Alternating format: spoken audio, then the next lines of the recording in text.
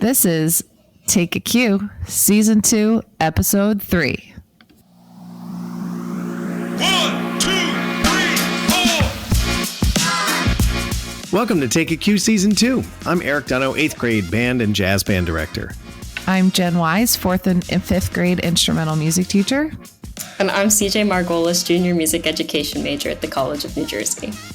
We love talking about teaching music in New Jersey public schools, and we're excited to bring teaching experiences and insights to you. So excited. Whether you're just starting out in your teaching career or you've been teaching longer than we have, this show will help you grow with new ideas and perspectives about music education and teaching. We hope you'll be just as inspired as we are every time you listen. Before we begin, if you enjoy our podcast, please help us out by doing a few super easy things. First, subscribe on your favorite podcast app. Then make sure you rate the podcast and leave a review. It helps people find our show who haven't yet, and we really appreciate it. If you find that you get a lot out of our episodes, we'd be grateful if you consider becoming a monthly supporter to help us grow the podcast. You can sign up to make a secure monthly payment using the link in our show notes.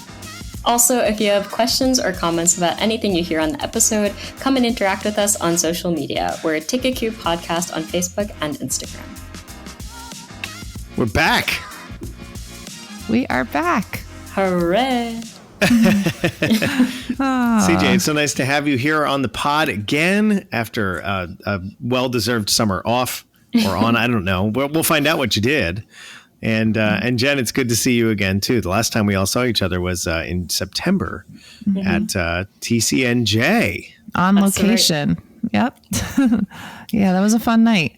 Yeah.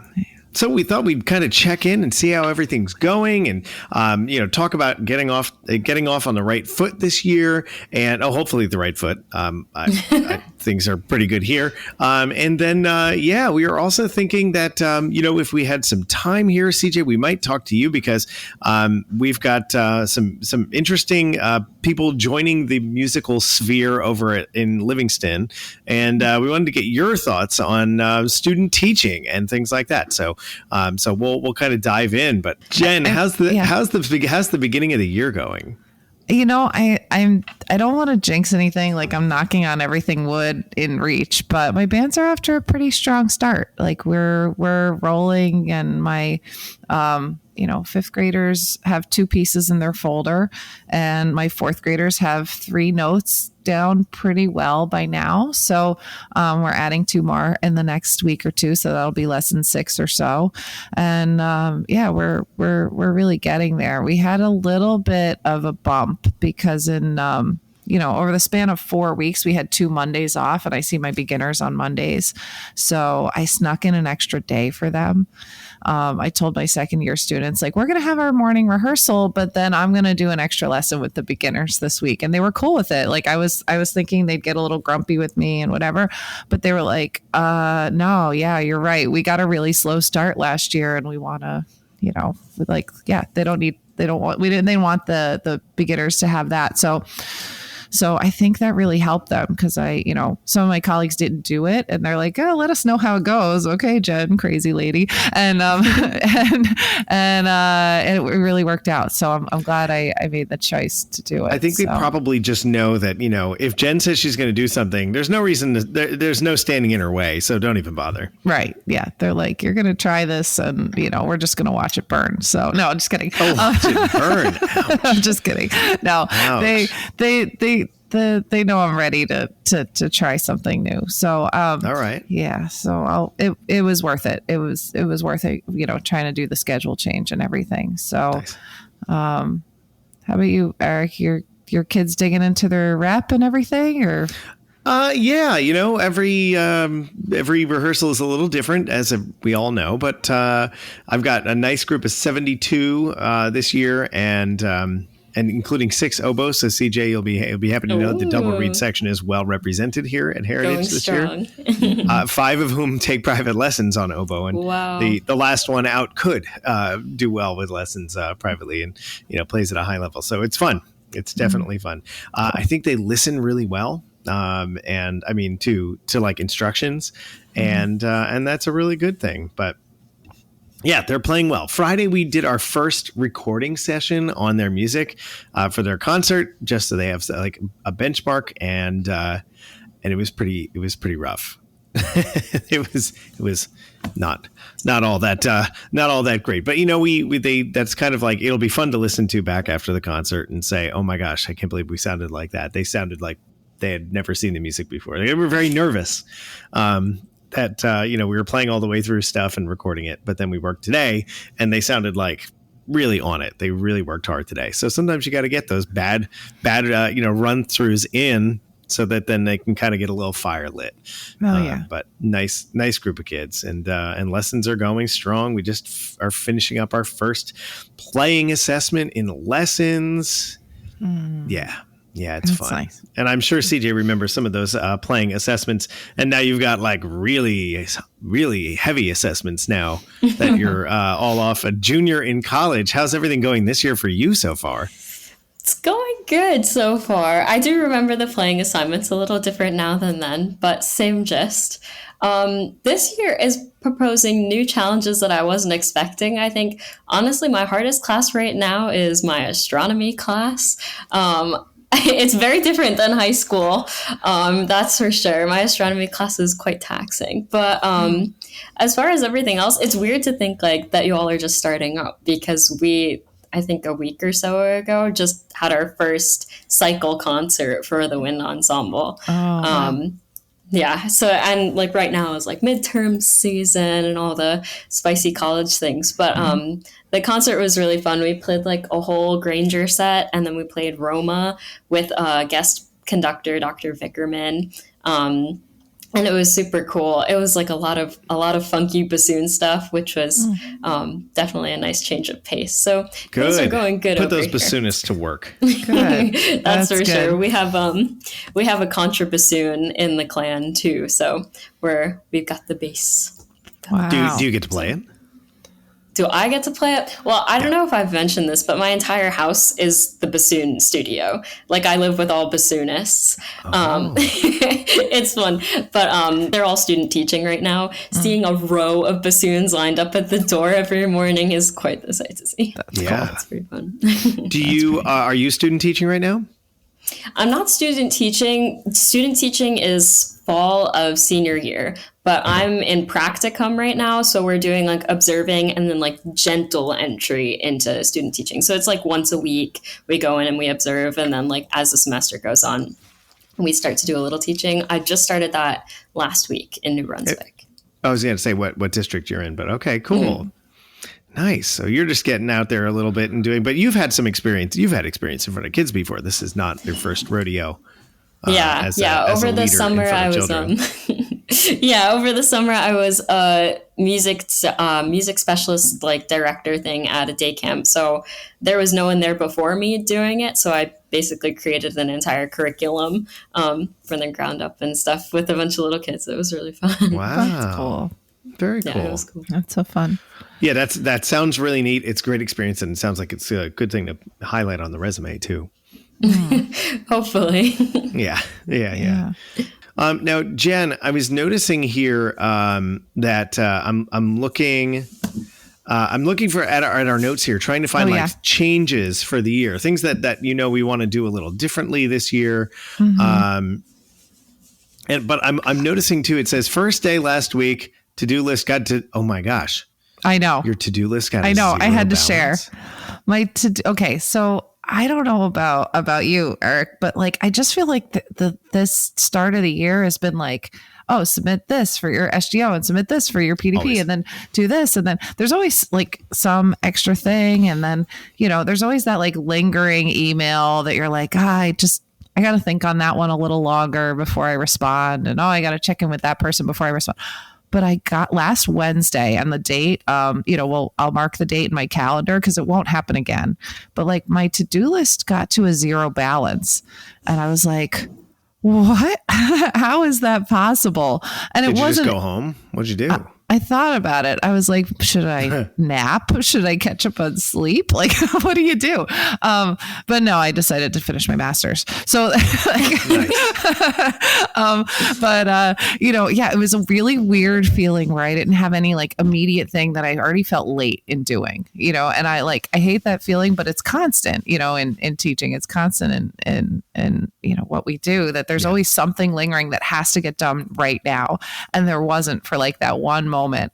And like I said, so here I am. I decided to start doing some reading to finish my thesis and everything. I bought a couple books on Amazon that I'm going to dig into to the next time, I guess, my to-do list comes to a zero balance, but that happened. Don't you feel like you're a better teacher though, when you don't have all that stuff kind of like weighing on you? I do, because I had a moment and I got to sit back and like I looked at my lesson groups and I was like, is this, we're 5 or 6 weeks in, is this really, are these the best setups for everybody? And I'm probably retooling some of my lesson groups at one of my schools, and I got to send a couple attaboy emails to some kids that were really going above and beyond, and those are the things that like I want to say I do every week and do but I don't always get to them. So yeah, I am a better teacher when you have a minute to breathe and think. And so stop giving me all the other stuff. I know. Yeah. It's like, oh, what do you need from us? How about less stuff? How about less not stuff? Teaching. I know. Yeah. So I know it's just like, I don't know. I just want to think about teaching for a minute. So yeah, I'm really glad we get to do this, because I know the three of us can actually do that. So but before we get into that, I do remember we do have our personal stuff. So I want to hear about the good stuff over the last couple months that everybody's getting to do, or interesting things. CJ, what's been going on? Tell me about some non-musical stuff. Yeah. Okay, I'll give the highlights. This weekend, I went home and I saw the last Livingston competition. I got to cheer on my sister for her last competition. Yeah, senior year for Leia. Yeah. Which was so awesome, and the show this year was just so sweet. I really loved it. And I got to eat my bagels from Livingston, which just hits so different. But I think that like my biggest good thing outside of music has been figuring out how to have consistent schedules outside of my practicing, like sleeping and eating and drinking and staying organized. Like you were talking about like the to-do list, like last year I kind of just like threw everything to the wind and was like, well, I'll just remember what I need to do, which is a big mistake. I did not remember everything I needed to do, but I've been keeping an actual calendar and like an agenda, and like I can check things off, and it's like, who knew? Like taking care of myself makes things easier as a music major. So I've been learning from the past couple of years, I would say. Oh, good. That's good. Oh, really good to learn it now. And, have that going into, your more crazy years of college and then off into the workforce. That's what I'm hoping. Yeah. Has anybody been like finding extra time to sleep just because it's been raining so much here in the Northeast? Surprisingly, no. No. Not so much. We just get sucked into TV shows and movies. Oh, okay. Yeah. I don't know. We had to watch Shelter, which is the Harlan Coben miniseries that was shot in Livingston High School for a bunch of the settings. So we stayed up late watching those episodes, Jen. Yeah, if anybody listening wants to know what Livingston High School looks like, just watch the show Shelter. Yeah, and also see the basketball courts, which are legitimate basketball courts near the high school. That's funny. But you've been getting good sleep, Jen? I saw CJ nodding there too, so I guess I'm I know. Relative, it's just, I know like a lot of bands around here are like, well, we had 7 rainy Saturdays in a row, so there goes the season. Yeah. I know that's been happening a lot, and we just like, the rainy weekend thing has been a trip. Like it's like we have one day to just lay low, and then Sundays have been pretty nice. But now CJ, I know that that you are a person of many talents, and music is just one of them.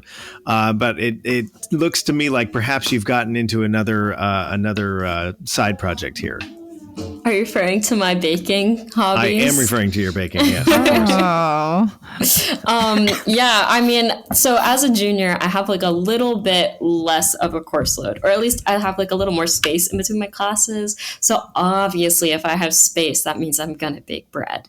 Like, When there's does a just junior no other music use. major have space to bake? I know. Oh That's my what I was goodness. wondering when I saw it. Yeah.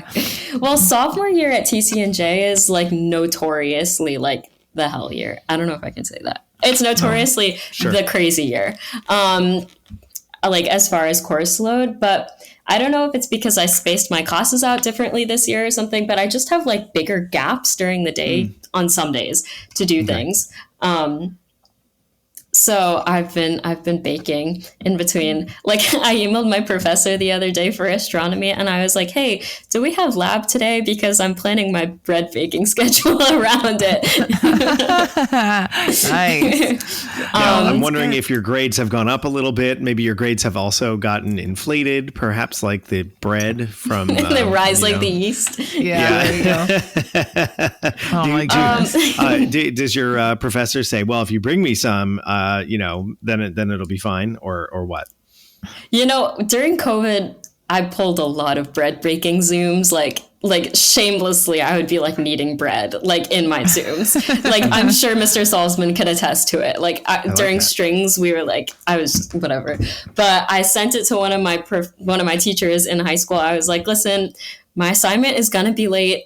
I was putting bread in the oven, but if I send you a picture of the bagels, will you still give me the full credit?" And they were like, "I'll take it." And they did. There you go. Anything for Best bread. policy. Yeah. But I will say, like, having a hobby that's like completely separate, I think is one of the things that I had been missing last year. Like, I'm realizing that like practicing all day kind of prevented me from like realizing that there was like actually a world outside of the music building. So yeah, it's been nice to get back into it and stuff. That's good. That ties so into good. our last episode and the last time that we all saw each other. Yeah. Yeah. Definitely. So, back in one of our episodes, we talked about recruitment, and I was really lucky to have our eighth graders visit the Livingston High School marching band just this past weekend. And it was really nice because there were a lot of kids that went. That free pizza will definitely entice a lot of children to go. We had 42. I heard there was cake too. There was, which was awesome. It was the senior night, so like they just got an extra cake too for the eighth graders. Oh, buckle up. You're going to have 1 million kids in the band next year. There's cake. But we had 42 kids go and visit, and a bunch more told me that they wish they could have, but they had other things going on. And but yeah, I think they really enjoyed it. It's always crazy. That led to about 157 children all in one place, with noisemakers. It was a little wild, but it was fun. It was very fun. But yeah, so it's that was a good thing. Now, Jen, I know that you're switching some instruments. We've talked about this on the show before too. We have. Talk to me about how that's going, because I have a flute player I want to talk about too, and but I want to hear how things are going there. Okay. So I know last year I was like championing this whole thing. Switch your flute to trombone, switch your flutes to low brass, and for a couple of them it worked and they're happy as clams playing the trombone. But I had 3 flute players that together made a pact in like May, right before the concert. We're going to be a baritone next year. All 3 of us, we're going to all do it together. We're all going to switch to baritone, right? And then September rolled around, and like soccer and like gymnastics and like just my friends all of a sudden aren't doing it. And then I lost the 3 baritone players I thought I had for my 5th grade band. And it was like boom, boom, boom. The emails came in one after the other. There was a coup. And I was really disappointed because like I was so excited to work with these 3 students. I thought they were really into it. I thought they were feeling it. We didn't like one email came in late enough that I got one of them in for her first lesson and she did great. And I was like maybe I was like too enthusiastic, but by the time she got home, I got the email that was like, no, we're not going to continue.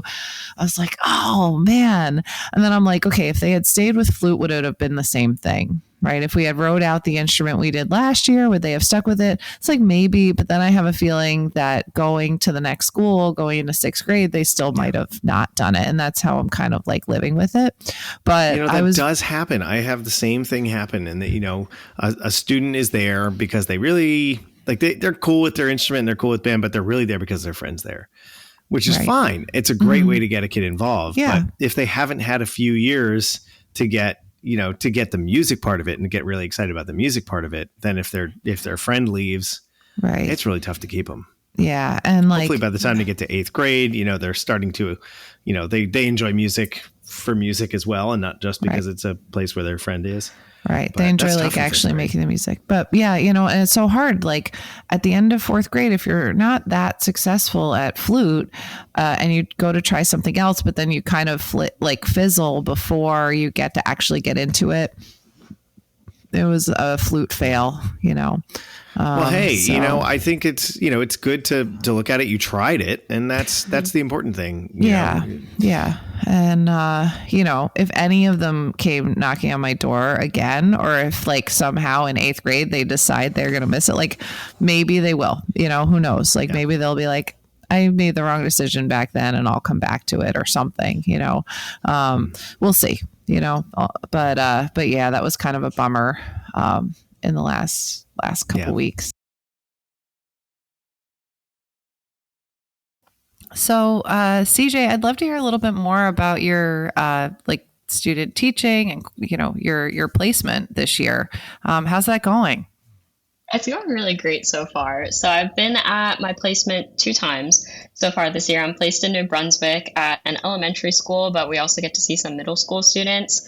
My cooperating teacher is a band teacher, which I wasn't expecting because last year I was with a general music K-4 teacher or K-5. Mm-hmm. So it's different because we get to see like lessons all day. We get to see 6 different lesson groups at 2 different schools. And it's kind of awesome because I'm getting to see like the age group that I'm going to want to be working with ultimately. Mm-hmm. So it's also been really cool because it's smaller schools, we get to see smaller lesson groups. So we've had a lot of individual time with the students, which has been very different than my previous experiences where we didn't really get to meet and like interact with the students as much. Mm-hmm. This past week, it was a lot of fun. So I'm with a cohort of 2 other people at our placement. So my friend Davey is a saxophone player. My friend Declan is a trombone player. So we all brought our horns with us. I brought my tenor. And we played with all of the lesson groups. And it was so awesome. Like one of like my highlight moments of the day was working with the saxophones, and I helped one of the students to adjust her embouchure, and she was like, her face lit up. She was like, oh my God, like I can play, like what just happened? And it's like, I think that being there has been really validating of like my hopes to want to work in elementary, because I'm finally like getting to do it. And I think that being with the kids and being in this kind of environment has definitely shown me that this is where I want to be headed. So that's awesome. That's gotta be a really good feeling. Now, when you're there, obviously you're jumping in when necessary. Are you really leading the lessons, or are you kind of still observing or like sitting in the lessons while their regular teacher is teaching them? Yeah, so that's something that's been different this year than my previous practicum placement last year. Pretty much last year at my placement, we just sat the whole time. Like we just watched and listened the whole time, which was okay. But this semester, like we basically jumped right in. Like even when we were just observing last week, we were sitting with the students. And then obviously like this week we were playing with them. We haven't started leading yet. But at like this rate, like we're feeling pretty much comfortable enough, like with where the students are at and where the teacher is at with like her lesson style, that I think we're on our way to starting to teach lessons soon, if not in like isolation. So.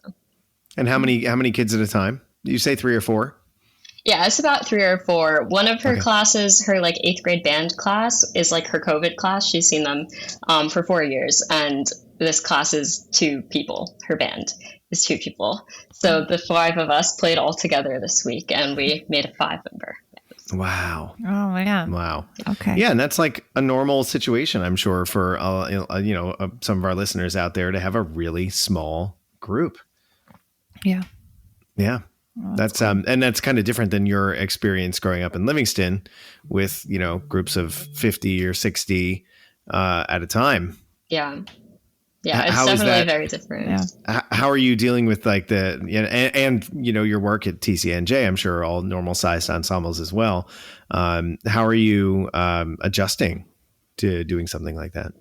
It's definitely gotten like the gears going in my head of like, well, now I'm seeing this and like I never like, because obviously like when we're in school, like we just think like, oh, like I'm gonna leave here and I'll have a full program and I'll have like full resources and like whatever. And it's like it's really forcing me to see like, oh, it's not gonna be like a picture perfect like whatever I expect when I come out of here. So like being in that environment has been like making me look at things of like, well, how would I do this if I was in the teacher's perspective? So it's definitely like just making me see things in a different way. Sure. That's great. That's a good thing to have.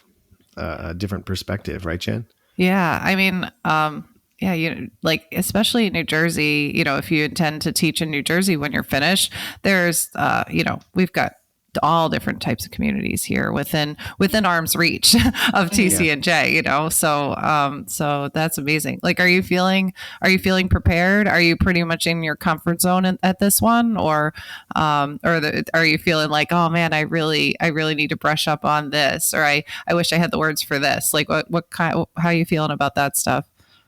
Yeah, it's definitely forcing me to think about like lesson planning and stuff. I think that one of the things I'm hoping to get from student teaching is just like figuring out how she plans for lessons and stuff like that. I think that while I might feel comfortable enough like technically as far as like, oh, I have like the skills to maybe like deliver a lesson or help adjust like minor things, I think what I'm hoping to keep building through this is just like the beforehand of like, how do I prepare for those lessons and how do I create like a streamline for all of it and learning from her technique. Yeah, I think, I don't know how long your cooperating teacher's been teaching, but at a certain point, it just kind of becomes, I don't want to say second nature, but, it's very, you kind of have your habits and you know how the lessons go and you work through them. And I don't know about your co-op teacher. I don't really do very specific lesson plans at this point.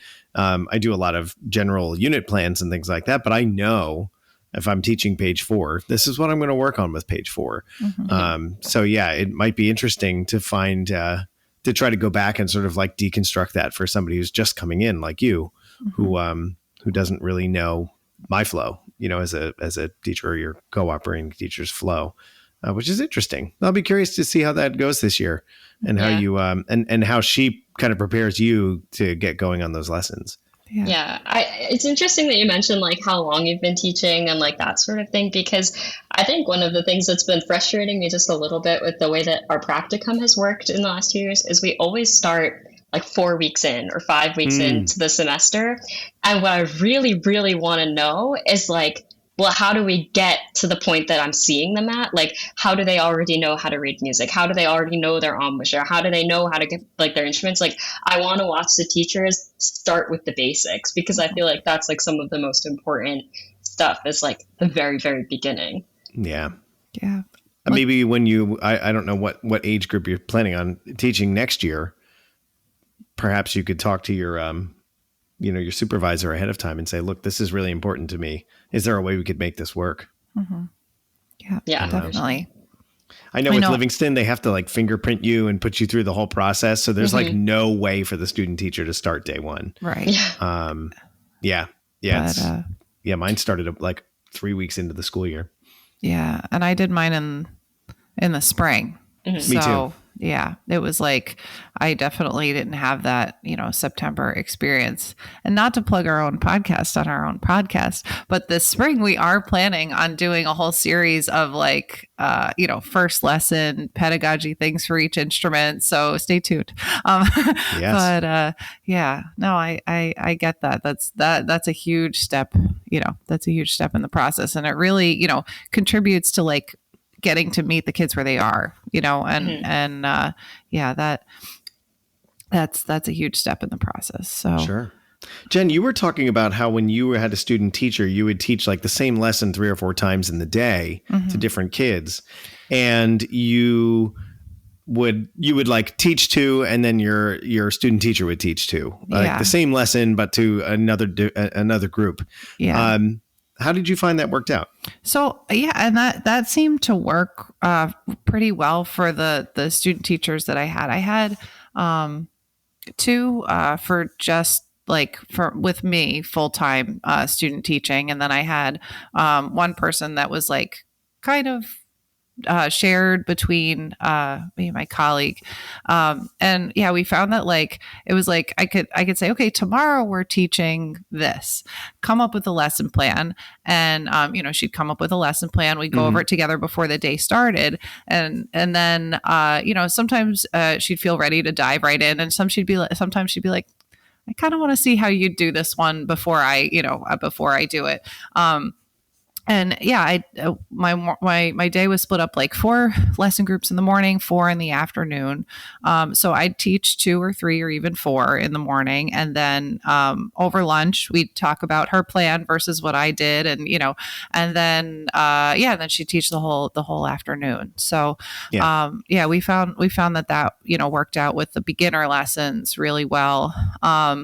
The ensembles, it was kind of like a slow takeover, like, okay, watch a warm up. Okay, interject while I warm the band up. Okay, like a co-teaching kind of thing. We'd start out that way, and then, warm up and then lead us into our first piece, or warm up, take a break, come back and close the rehearsal. Like we'd kind of just piece it up like that. I was going to ask you about that too, because I've got a student teacher now for the first time, and I'm kind of like, it's a little different situation in terms of lessons. He's only there 1.5 days a week right now, but he's jumping in the lessons, but I've got different lessons. Every lesson group is at a different place. Yeah. So he doesn't really know how I teach a lot of specific things throughout the book, but like I want him to jump in and start working. Yeah.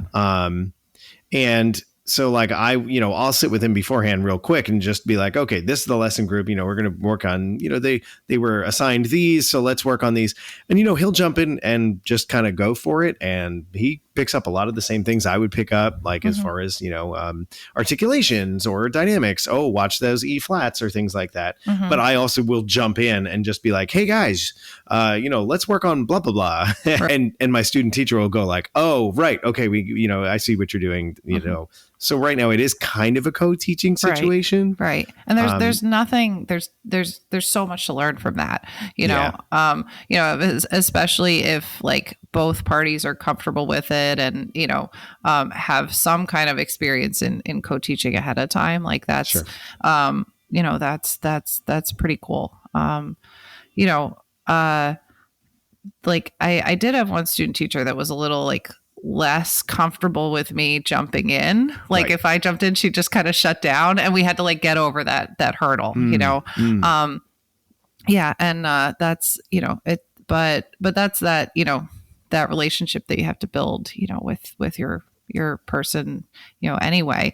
And like, like with my second year students, like once, like, my student teachers got to know them, same thing. They weren't in the same place in the book. They weren't working on the same things and everything. It was more of okay. Once she really got to know them, she could kind of plan a little better. But it's tough, the once a week thing and seeing different classes and CJ, when you start to jump in more, do you know what the process is? Like, are you going to sit down with your co-op teacher beforehand and really hash out the lesson? Or is it really on you to kind of jump in and kind of see where it goes? Or do you not know yet? We're learning the book with her and stuff. So when like she'll tell us like, okay, this is the goal for the lesson. And then once it's time, we'll be able to jump in and like, instruct. Yeah. Interesting. Yeah, it's kind of be a learning experience for everybody here. As we go across. This is really good. I look forward to throughout the year kind of coming back and touching base on this stuff. Yeah. Because I think it'll be interesting to see how things are going, and from everybody's perspective. Jen, you're like you're the experienced one in this here. Yeah, but I also just got tenure last year, so I haven't had a student teacher in 5 or 6 years. Like, just having someone come out and observe me this year was like a real treat, because I haven't had that in so long. So so that's been pretty cool. Yeah, it's as a host teacher, it is sometimes hard to give up the reins, because you really want to but it's so important for everybody to just jump in and get that time. So yeah. My student teacher on Monday is going to be conducting his first band. He's seen 2 band rehearsals, maybe 3 band rehearsals since the beginning of the year. And I asked him, I said, okay, so what do you feel comfortable doing? And he said, maybe I'll do warm-ups. I said, okay, you can do warm-ups, sure. And I was like, okay, well, let's see what I'd like to do during band, what I'd like to work on, and let's see what warm-ups can work along with that. And as I was going through the band pieces and what I wanted to accomplish specifically with those pieces, then he starts going, you know what? I think I'll conduct the music. You can do warm-ups. I was like, okay, I'll do warm-ups, and you conduct the pieces. So, it's kind of fun to have somebody who doesn't mind jumping in and trying it. And, he's definitely had some experience with drum corps, with marching bands doing drum lines and things like that. So he's been in front of kids before, but never like middle school band, the whole band. But yeah, so CJ, I hope when you get the chance, I hope you'll jump in with both feet and, just do it and have it be messy and try it out, because I think that's the best way to learn. Yeah. I'm planning on it. I would be surprised if you didn't. So as you're thinking ahead to teaching more, are there any questions or anything that we can answer for you to help you on your way? Actually, I do have a question. So you both mentioned the book. So as far as the book, what's your core teaching center? Where do you base it off of? And continuing from that, how much do you stray from the book or incorporate your own thoughts into it when you're teaching? The method book is king for the beginners. It's an anchor. It really is. Are there things missing from the method book? Absolutely. Are things not explained the same way you would? But that's what you're there to do, right? Are they out of order? Absolutely. Oh gosh, for every instrument, no instrument has the perfect method book that's a band method. Yeah. So I do spend the first probably four lessons or so without the book. I don't open the book till I'm definitely a sound before symbol type, develop your embouchure, echo me, listen. We build that relationship before, our nose is buried in the book and we're worried about reading on top of all that stuff. So I do a lot of supplemental stuff and a lot of rote teaching in the beginning. And then we use the method book as a guide. I find a lot of the rhythm study in the method books a little bit inadequate. So I do supplement rhythm reading a lot, because when they get their band pieces, sometimes it's beyond what's in the book, and we need that. So but as they move into middle school and you're really building a band sound, and you're really building a concept of sound and a concept of your sound, then things change. Cue Erik. Well, yes and no, Jen. I mean, the way I think of it, CJ, and this is going to be very different for a group of 5. But the way I view it is that band is separate from lessons. Yes, of course, we overlap concepts and we overlap materials and things like that. But for me, the way that ours is set up works really well for this is that band for me is where we work on ensemble technique. I don't program really hard literature that really, forces them to work really hard on their technique for band music, because I want to take the time to work on a full balanced sound and articulating together and balancing and listening around the group and all those ensemble skills. I think we talked about this on another episode, Jen, that I always felt like if the kids are so focused on their fingers, then they're not going to be able to do all the other ensemble things like listen totally. and balance and blend and, have an idea of their role at a particular time in the piece. So for me, that's really important. Yeah. Is the ensemble time is ensemble music. I don't do a lot of ensemble music in lessons. Maybe the first couple lessons of the year, I'll go over their band music so that we can go over some tricky parts. But like we meet 2 or 3 times a week, depending on the week, for band, and once a week for lessons.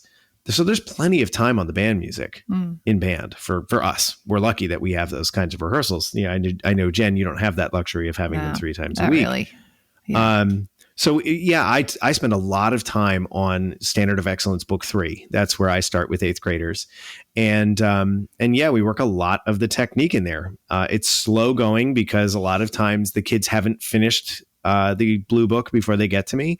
So some of the things that are supposed to be review are sometimes a little new. And so we have to go over it slowly and work on some of those high notes for the clarinets, or work on getting our trumpets to, be able to play over a C, third space C. But I think the book is really important. And yeah, same deal. Like you said, Jen, there's times to supplement and there's times to maybe skip things or come back to them at a different time. Yeah. What I also love about the Standard of Excellence books specifically, and this is why I haven't switched to specific method books for each instrument, because I don't have to use a band method. But the reason that I like it is because it has a whole section on music history. Now it's a pretty narrow scope, and that is like European music history, specifically like from the Middle Ages onward. But also there's a lot of folk songs in the book from all over the world. In addition to that. So I feel like it really hits a lot of those core content standards, or whatever they're called now. I don't know. They change every 4 or 5 years. It hits a lot of standards as far as different cultures and as far as history is concerned, at least it's in terms of like European music history. I mean, you got to narrow it down because you can't do the history of music all over the world from the beginning of time. There's just no way. So that's why I like staying with the book, because they get to play like real songs. It works with history. They're playing music from other cultures. And it's really good. Like I think it goes in a good direction. So I do a lot. Student learning standards. There you go. Great. I was like Perfect. 1 letter off of the acronym. So, yeah. But anyway, so there's a long answer to your question, CJ, is I spend a lot of time in the book. Yeah. And I think especially at least for 8th graders and 7th graders use the blue book, the second book in the Standard of Excellence series. It integrates with smart music. Brendan uses more smart music than I do. Because he's smarter than I am. And I do more like in-person playing exams and less recording of exams. But all the kids have access to it. So they can go and play along with the recordings, or if, they want to listen to it while they're learning it, that's okay. I'd rather they not learn everything by ear, but sometimes it's nice to play along with an accompaniment. So for all that reason, I do a lot of book stuff in lessons, and ensemble stuff stays in ensemble time. And not everybody's as lucky to have that luxury of having the time, but yeah. Does that answer your question, or does it bring up more questions? It kind of does. So I'm in a contemporary issues and music education class right now that like it's required for all the music ed majors and stuff. And one of the things that we've been talking about is like straying from solely book teaching, like finding ways to incorporate like what music like the students are interested in, and like what music is like in their realm of existence into the lessons. So like especially like being in New Brunswick, like it's definitely like a different sphere of musical influence than what I'm used to. So I've just been like trying to envision like, how can I incorporate like these students' favorite music, or like 12-year-olds favorite music into like a lesson that is like based in like stuff that they might not always listen to. So it's just been on my brain. Last week, I was struggling with some upper respiratory stuff, and I didn't really have it in me to teach like full lessons all day. So using, Smart Music, formerly, or Make Music Cloud, formerly Smart Music, we just decided. I called it Smart Music. Sorry, Make Music. My bad. I'm not used to it either. I say Smart Music at least 4 times a day. But we decided we're going to do a little show and tell. So they put their headphones on. They dug deep on Make Music Cloud and found some things that were accessible and, that they wanted to learn how to play. And And yeah, so I've got like some cellos rocking some Taylor Swift this week. Like, I don't know. I like that's that. what we're doing. So that's, I mean, yeah, like I said, we're dipping our toe in the water, getting outside the method book. And that's the most current resource I have, honestly. And like he said, we all have subscriptions to that. So that's kind of the easiest way for us to access, content that we know. I like that, Jen. Works. I'm going to start looking at doing that. Maybe not always in lessons, but definitely in the small ensemble. Yeah, that's really cool. Class. That's a really cool idea. Yeah, it was kind of fun. Actually, I got that from Jim, because he was talking about how he was trying to get his bell players, like his percussionists, to get more excited about learning bells. So he said, you pick a song, you pick a melody, and he called it a show and tell. And I was like, oh, that's got it's catchy, it's engaging. I'm like, I'm doing that. And it's just so happened that I lost my voice like the next day after he told me that. Nice. So I was like, oh, today's the day. So yeah. So I think, I'm going to expect, Jen, that some of your kids are going to be playing some Bluey. Maybe, I don't know. They're like 9 and 10 and 11. I don't know. Are we past Bluey then? I hope not, because I like Bluey. I'm 43 and I'm not past Bluey. Okay, good. Yeah.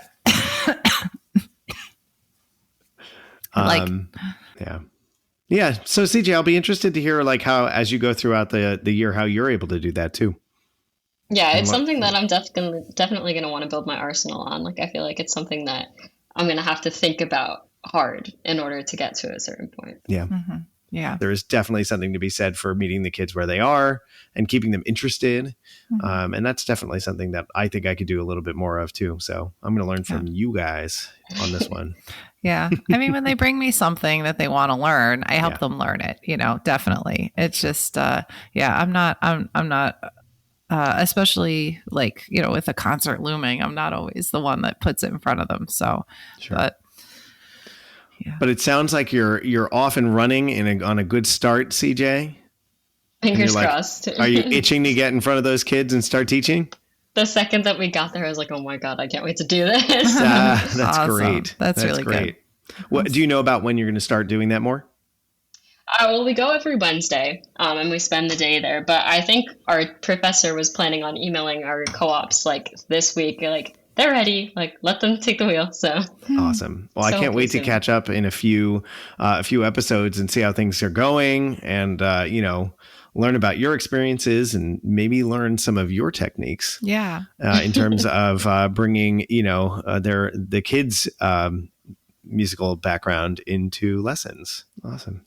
Well, Jen, is there anything quickly that you're looking forward to over the next month before we check back in December and do another episode? Oh, November. I gotta say I'm a little anxious about November because here in New Jersey it's Swiss cheese. So we miss a couple days for New Jersey Teachers Convention and then Thanksgiving, and I have a family wedding coming up this month. So I'm a little nervous about November, but I think that missed time is just going to keep me driving forward through the month. And at the end of the month, we have our district band and district orchestra days for the elementary kids. So I was going to say they're not district anymore. It's just fifth grade. It's just fifth grade. Yes. But we have 6 elementary schools. So it's 6 different fifth grades coming together, which I think is, I don't know. I think that's cool. We're going to have a great time.